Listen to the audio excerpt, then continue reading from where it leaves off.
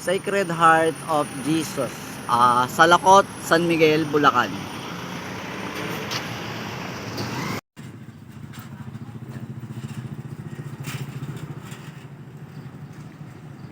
Grabe no, ayan.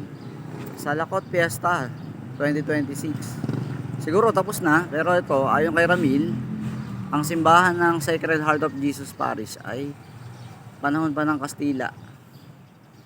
At kung tama ko yung sinabi ko na yon, paki-comment nyo na lang sa ibaba.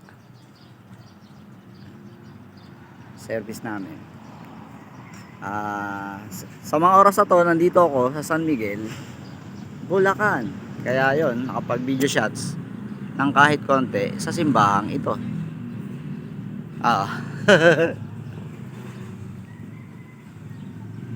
Ayan. Paring Onad. Sa pagkakataon ito, pinalalapit ako ni Paring Onad para kunan ng shot yung Nazareno. Nazareno ng Sacred Heart of Jesus.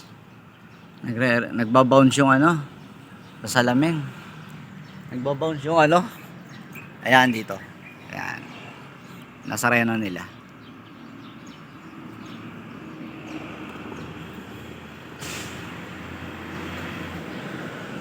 Grabe, ang taas ng rito. Ang tayog nung nung cross nila. Oo. Cross, kampana, tas siguro view deck, tas rebulto ng Jesus. Dito, Yun. Oo. Yan, nilapitan ko lang. Nagre-request si Pare Onad. Nag-ano na yung araw.